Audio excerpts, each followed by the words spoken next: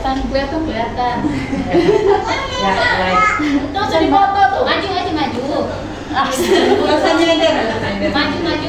Makanya.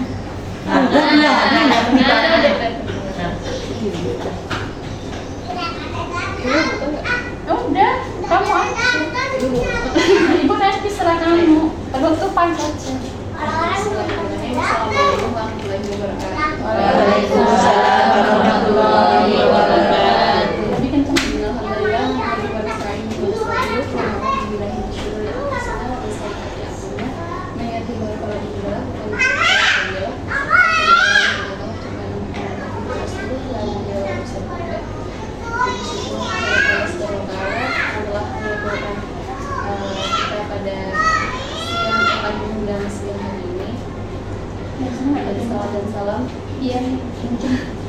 Kemudian salam dan salam tak lupa kita serahkan dan kita limpahkan kepada junjungan Nabi kita Muhammad Sallallahu Alaihi Wasallam. Hari ini salah satu tujuan saya menggantikan ibu. Kultum bukan makan. Kultum hari ini yaitu tentang transfusi darah. Sebenarnya di materinya ini ada tentang transplantasi organ juga, cuma kita kerucutin lagi jadi transfusi darah. Kemudian dari definisi transfusi darah yaitu dalam bahasa Arab disebut naqlu al-adam, dalam bahasa Inggris yaitu blood transfusion, yang berarti usaha pemindahan dari seorang kepada orang lain dalam rangka menyelamatkan jiwanya. Kemudian manfaat kesehatan bagi pendonor darah itu menjaga kesehatan jantung, meningkatkan produksi sel darah merah, membantu penurunan berat tubuh, mendapatkan kesehatan psikologis, dan mendeteksi penyakit serius. Kemudian rambu-rambu donor darah, yang pertama transfusi darah itu benar-benar untuk kebutuhan, jadi yang nggak ada mudaratnya, jadi hanya untuk kebaikan. Kemudian mendapatkan izin dari pendonor. Yang ketiga, tidak ada solusi awal lainnya sebagai pasien selain dengan tambahan darah. Ya, contohnya misalnya kekurangan darah yang emang nggak ada yang bisa menggantikan darah, kan harus di transfusi darah. Kemudian harus fleksibilitas dan syarat-syarat kedokteran, kayak misalnya kan kalau misalnya tes darah itu sebelum transfusi darah atau menerima darah lagi dari orang kan ada kita sesuaikan golongan darah. Kemudian dijadikan sebagai bisnis jual beli darah karena itu dilarang. Kemudian hukum transfusi darah menurut fikih, transfusi darah termasuk masalah kontemporer, yaitu masalah kontemporer itu masalah yang terjadi zaman sekarang yang tidak ada di zaman Rasulullah sebelumnya.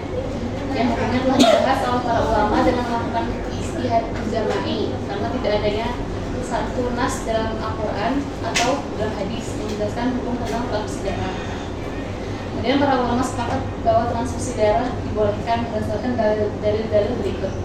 Satu, keumuman ayat Al-Quran untuk menganjurkan untuk antar manusia tolong menolong.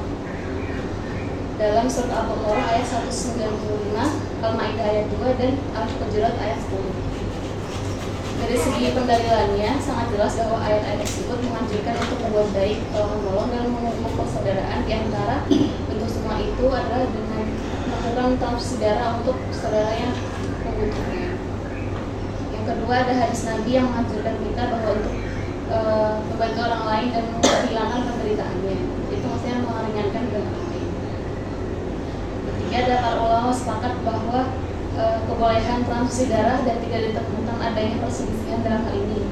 Atau lembaga-lembaga fatwa di berbagai negara juga memfatwakan bolehnya transfusi darah, seperti Komite Fatwa Saudi Lajnah Daimah dalam fatwa mereka nomor 2308, Lajnah Fatwa Mesir, dan lain sebagainya. Kemudian dalam kaidah fikih, orang sakit yang terkena bahaya dan kesulitan, maka bahaya dan kesulitan itu harus dihilangkan. Sedangkan tolong menolong saudara kita dari kesulitan adalah wajib. Dan jika hal itu tidak memungkinkan terwujud kecuali dengan transfusi darah, maka transfusi darah itu menjadi wajib. Kayak misalnya sesuatu hal yang haram, kayak misalnya makan babi, kalau misalnya nggak ada makanan selain babi, maka babi itu dihalalkan. Kemudian Kemudian ada hukum transfusi darah kepada non-muslim dan sebaliknya. Hukum bolehnya transfusi darah tidak ada perbedaan antara muslim dan non-muslim atau kafir. Hal ini berdasarkan dalil-dalil di antaranya keumuman ayat Quran yang membolehkan berbuat baik pada orang kafir yang tidak memerangi kaum muslim. Dan dalilnya ada di surat Al-Mumtahanah ayat 8. Yang kedua, memberikan hadiah kepada orang kafir dan menerima hadiah mereka itu dibolehkan. Kemudian ada seorang muslim boleh menikah dengan wanita ahli kitab dan lahirnya anak dari nikahan ini hukumnya diperbolehkan. Sekedar transfusi darah tentunya lebih dibolehkan. Dari kaidah usul fikih itu juga diperbolehkan. Hukum menjual belikan darah donor dari Abu Hanifah dan Zuhri membolehkan menjual belikan benda najis yang di dalamnya terdapat manfaat seperti kotoran hewan untuk pupuk, secara analogi atau kias. Maka ini membolehkan jual beli darah karena bisa manfaatnya bagi manusia yang perlu transfusi darah beroperasi dengan diri. Kemudian pendiri mazhab Syafi'i mengharapkan jual beli suatu benda yang najis karena darah itu masuk ke dalam Al-Quran. Menyatakan secara tegas bahwa adalah termasuk benda yang diharamkan.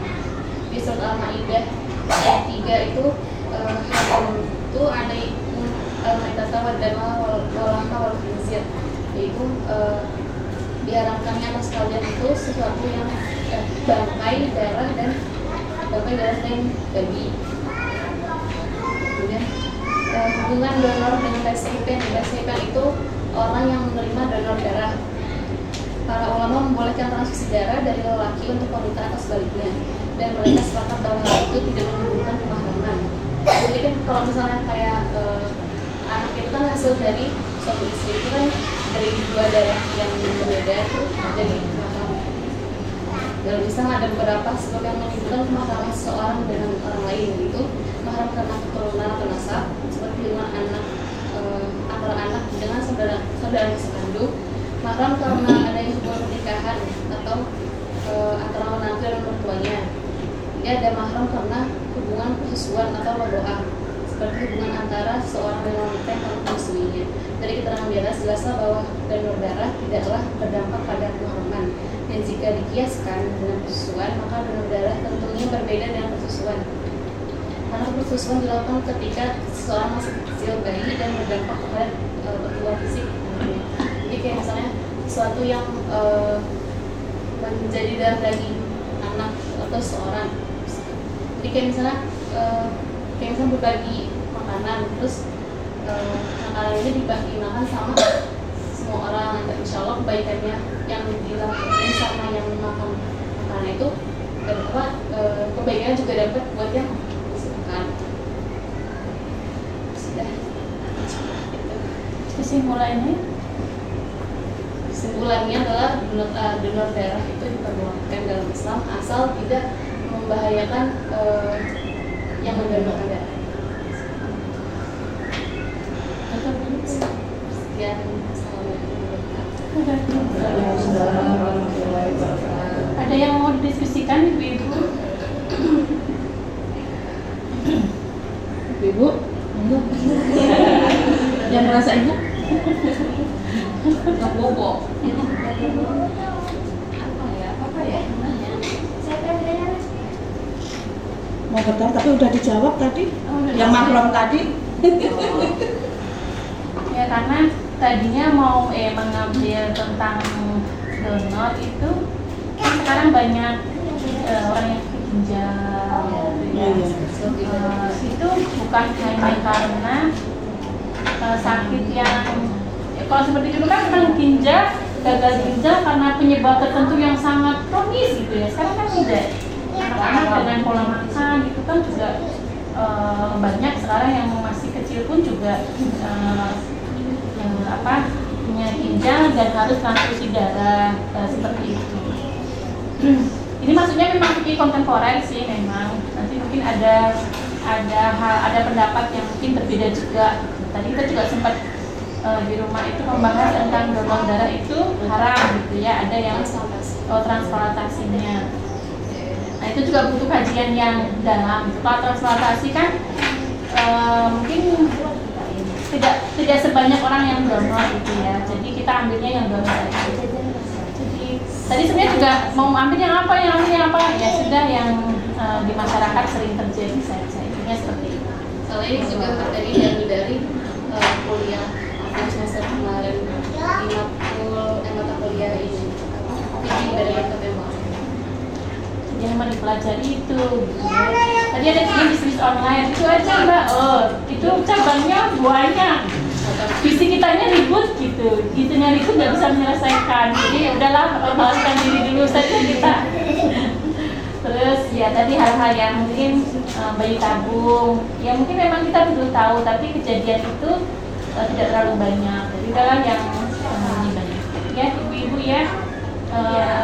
Mohon maaf, mohon izin yang mutu Mbak Asma gitu ya. Dengan senang hati. Cuman ngomongnya kurang kenceng, ritmenya terlalu cepat. Etis ya. Transfer ini baterainya masih full nih. Transfer. Gak ada ibunya bingung, ada ibunya juga bingung. Kayak di kuliti kalau ada ibu.